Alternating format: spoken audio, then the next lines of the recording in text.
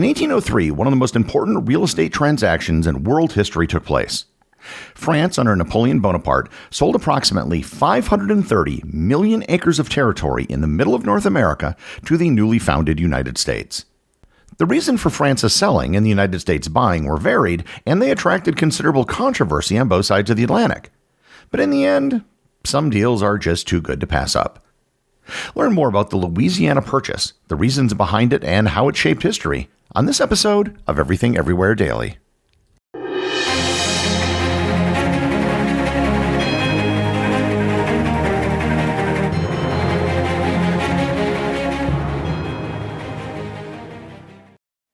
This episode is sponsored by Quince. As the weather cools here in Wisconsin, I'm swapping in the pieces that actually get the job done, that are warm, durable, and built to last. And Quince delivers every time, with wardrobe staples that'll carry you through the season.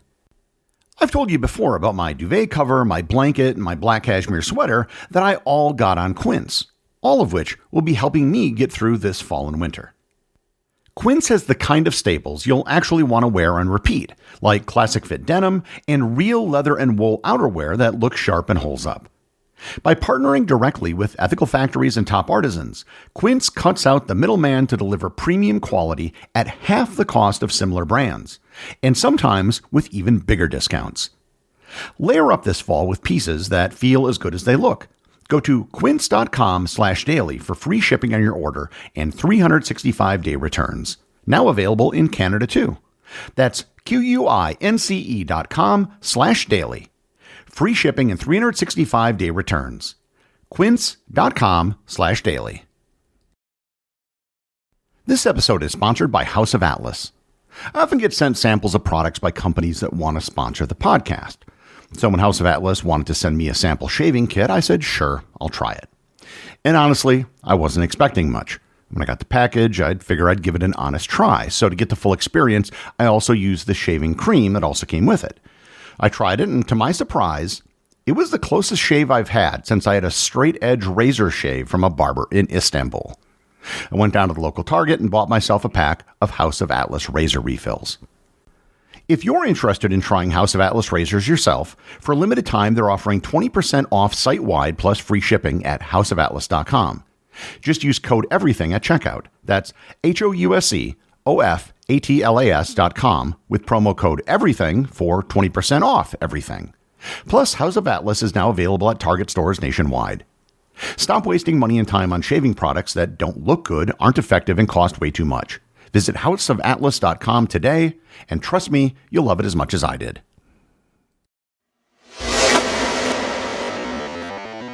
The Louisiana Purchase was the single largest territorial acquisition in the history of the United States and one of the largest in world history. The purchase doubled the size of the young country with the stroke of a pen and several $1 million. All you have to do is look at a map, and you can see just how significant the event was in shaping both the United States and the entire Western Hemisphere. To understand why France sold the Louisiana Territory and why the United States purchased it, we have to go way back to early European claims in North America. Spain was the first European power to set foot in the Americas and the first to make land claims in the New World. By the Treaty of Tordesillas in 1494, Spain considered the interior of North America to be its territory, and early expeditions provided Madrid with a basis for a broad, if very undefined, claim to the territory. The English developed sweeping overlapping claims from their Atlantic seaboard colonies that, at least on parchment, ran sea to sea. The Virginia Company's charter in 1606 and the Carolina Charter in 1663 both envisioned jurisdictions that extended westward to the Pacific. The English had no clue what was between the Atlantic and the Pacific, but that didn't stop them from claiming it. The first nation to make an actual formalized claim was France. France first claimed the Mississippi Basin as La Louisiane on April 9, 1682, when René Robert Cavelier, a.k.a. Sieur de la Salle, reached the mouth of the Mississippi River and carried out a formal ceremony taking possession in the name of Louis XIV.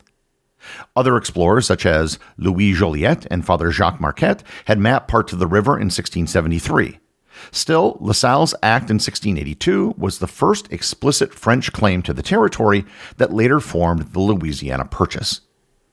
One of the biggest things to come out of this claim was the settlement of New Orleans, which was founded in 1718. It was strategically located at the mouth of the Mississippi River and became the capital of French Louisiana in 1722. New Orleans grew in importance, and the region in proximity to New Orleans, in what is today the state of Louisiana, attracted settlers.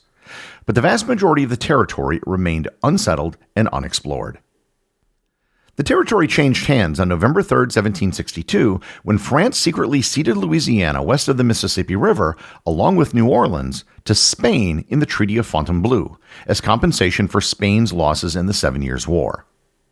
Spain tried to take possession under Governor Antonio de Ulloa in 1766, faced a local revolt in 1768, and then formally assumed control when Alejandro O'Reilly arrived and proclaimed Spanish sovereignty at New Orleans in 1769. Outside of New Orleans, Spain didn't do a whole lot with the territory, and their control of it only lasted 38 years. Spain returned Louisiana to France in the secret Treaty of San Ildefonso on October 1, 1800, due to French pressure, Bourbon dynastic interests, and the harsh realities on the North American frontier, all of which were pointing in the exact same direction. By 1800, Spain had become a weakened ally of revolutionary France, seeking to avoid open conflict with Britain and maintain its relationship with Napoleon. Napoleon sought to regain Louisiana to revive a French presence in the Americas. Spain could not easily refuse a demand from the dominant military power in Europe without risking war, blockade, or the loss of more valuable possessions. In exchange for Louisiana, France promised to carve out a kingdom for the Spanish Bourbon heir of Parma, Italy. The treaty revived fears in the United States that a powerful, ambitious France would seal the Mississippi Valley and choke off Western trade. New Orleans was the hinge of the interior of the United States because flatboats carried produce down the Ohio and Mississippi to that port, where goods were then reloaded onto ocean-going vessels. When Spanish officials in 1802 suspended the American right of deposit in New Orleans, Westerners erupted, and President Thomas Jefferson faced the prospect of either war or rapid diplomacy to ensure a commercial lifeline. The right of deposit was a treaty privilege that allowed Americans to store goods at New Orleans duty-free and then reload them onto ocean-going vessels for export. It originated from the 1795 Treaty of San Lorenzo, also known as Pinckney's Treaty, in which Spain recognized the United States' right to navigate the Mississippi River to its mouth. In practice, the arrangement was the lifeline of the trans-Appalachian economy. Flour, pork, tobacco, whiskey, and other products relied on the Mississippi and the city of New Orleans to get to market. The uproar helped prompt Thomas Jefferson to send James Monroe to join Robert Livingston in Paris with instructions to secure New Orleans for the United States and, if possible, West Florida. Napoleon Bonapart initially viewed Louisiana as the granary that would feed a revived French Caribbean empire centered on Saint-Domingue, or modern-day Haiti. That vision collapsed when the Haitian Revolution, Yellow Fever, and determined resistance led by Toussaint Louverture and later Jean-Jacques Dessalines broke French power on the island. And here I will point you to my previous episode on the Haitian Revolution. Without Saint-Domingue, Louisiana lost its immediate economic purpose. Furthermore, Napoleon knew that a war with Britain was soon to be inevitable. He recognized that he could not defend an enormous inland colony that relied on control of the sea, which was dominated by the British Navy. Napoleon saw the sale of Louisiana to the United States as solving several problems in one stroke. By selling what was now a useless territory to the Americans, he could raise desperately needed cash for the war, and perhaps more importantly, he could keep the territory out of the hands of the British. The American incentives to buy were just as strong as the French incentives to sell. Jefferson and his advisors believed that the Republic's future rested on access to land and unobstructed navigation of the Mississippi River. Securing New Orleans and the river meant securing the entire trans-Appalachian economy and preventing constant friction with a European power. If you recall my episode on the Mississippi River, the Mississippi Basin is the largest navigable water system in the world, and it's longer than all the other navigable waterways on Earth combined. There was a strategic calculation as well. If the United States did not buy it, it might be pushed into an alliance with Britain against France, which would have violated Jefferson's preference for avoiding entanglements. By purchasing the entire territory rather than just New Orleans, the United States would also remove France from the continental interior, reduce the chance of great power conflict on its borders, and create an immense zone for settlement and resource extraction that matched Jefferson's agrarian vision for the country. The Americans were surprised by the proposal, which was tendered in April of 1803, as they had only intended to buy New Orleans. And here I should note that the Americans were so keen to get New Orleans that they were willing to ally with Britain should France not agree to terms. Monroe and Livingston struck a deal with French Treasury official François Barbé Marbois for the territory. The price was $15 million, with $11.25 million paid to France and $3.75 million used by the United States to assume American claims against France. The territory comprised roughly 828,000 square miles, or about 530 million acres. Jefferson and other Democratic Republicans had constitutional qualms because the Constitution did not explicitly authorize the acquisition of new territory. Federalists were concerned that new vast western lands would swell the ranks of agrarian states and diminish New England's industrial influence, possibly shifting the Republic towards a frontier majority that would be harder to govern. Other critics attacked the price as reckless debt. They doubted the government's ability to defend and administer such a remote expanse, noting unresolved boundaries with Spain and the certainty of new conflicts with native peoples. Others feared that the purchase would widen and entrench slavery in the West or bring in French and Spanish-speaking Catholic communities. Jefferson briefly considered an amendment to the Constitution to allow the purchase, but ultimately he just sent the treaty to the Senate, which ratified it in October of 1803. Formal transfers took place in New Orleans in December and in St. Louis in March of 1804. Laws, maps, and boundary lines complicated things immediately after the transfer. Spain protested the sale and disputed the western and southern edges of the territory, which were vague in 18th century treaties. Exploration followed quickly. Jefferson dispatched Meriwether Lewis and William Clark to trace the Missouri River, reach the Pacific, and document the people, flora, fauna, and topography. Expeditions led by Zebulon Pike on the southern plains and along the Red and Arkansas rivers added to American knowledge of the new interior. These journeys had both diplomatic and scientific goals, as they asserted American presence, offered trade relations to native nations, and laid the groundwork for future military and commercial routes. At the same time, the United States began to graft its institutions onto a region that had long operated under Spanish and French civil law. In fact, today, Louisiana's private law is built on a French civil law foundation, not the English common law used by every other state. For native peoples, the long-term impact was profound and often catastrophic. The transfer didn't take into account the sovereignty of the dozens of nations that had their own diplomatic histories with either France or Spain. American expansion into the Louisiana Purchase accelerated land cessions, treaty making under pressure, and eventually forced removals. The pace of settlement of the region increased after the War of 1812, and by the 1830s, removal policies had pushed many eastern tribes into lands that had been part of the purchase, which in turn set off renewed conflicts with the Plains nations. Expansion raised the question of whether slavery would spread west, and each step in organizing the territory forced a reckoning over the balance of free and slave states. The Missouri Crisis of 1819 and the Missouri Compromise of 1820 were the clearest early signs that the Purchase of 1803 had carried slavery into new lands where it would be debated, resisted, and eventually fought over. The Louisiana Purchase also established powerful precedents. It showed that the United States would acquire territory by treaty and purchase when possible, which later influenced deals from Florida to Alaska.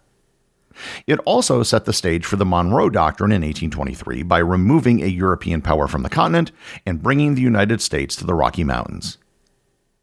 An interesting thing to consider is what would have happened if France hadn't sold the territory to the United States. It wasn't something that anyone was considering at the time, but in hindsight, I think it would have wound up in American hands anyhow.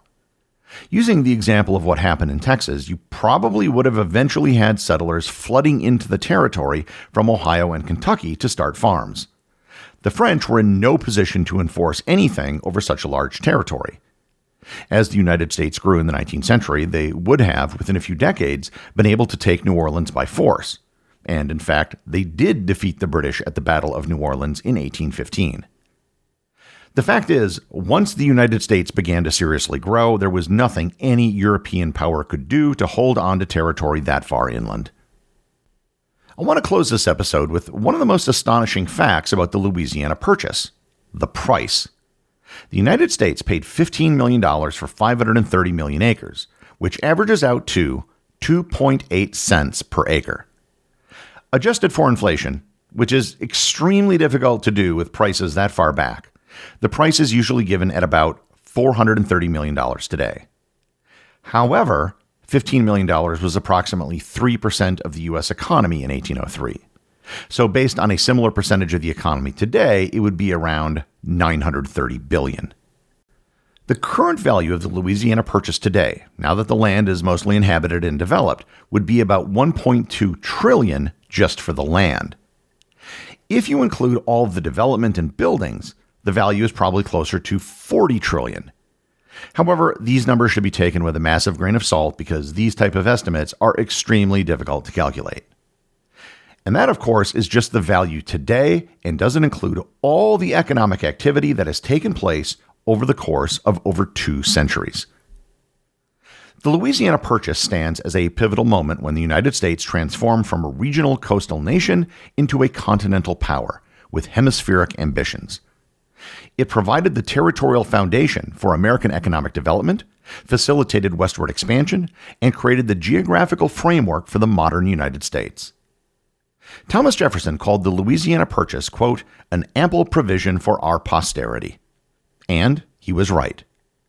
It also just happened to be one of the best real estate deals in history. The executive producer of Everything Everywhere Daily is Charles Daniel. The associate producers are Austin Oetken and Cameron Kieffer. Today's review comes from listener Mark Young over on the Facebook group. He writes, "Today I joined the Completionist Club. Thank you, Gary, for sharing your stories, and an even bigger thank you for getting rid of that gunshot that ended your early shows. You're welcome to visit Mason City, Iowa anytime. I believe I'm the first member of the Completionist Club, and it can be lonely at the top. We're home to composer Meredith Wilson of The Music Man, and yes, it's spelled with 2 L's, and Bill Baird, the first successful puppeteer on television. It's not far from your home, so consider this your invitation to the key to our small clubhouse." Well, thanks, Mark. Believe it or not, I've been to Mason City, Iowa many times. It was the regular stop in college when we drove south on I-35 to go to debate tournaments. Granted, I haven't been there recently, but I'd certainly be willing to stop by someday and visit your chapter's Completionist Club. As always, if you leave a review on any major podcast app, Facebook, or Discord, you too can have it right on the show.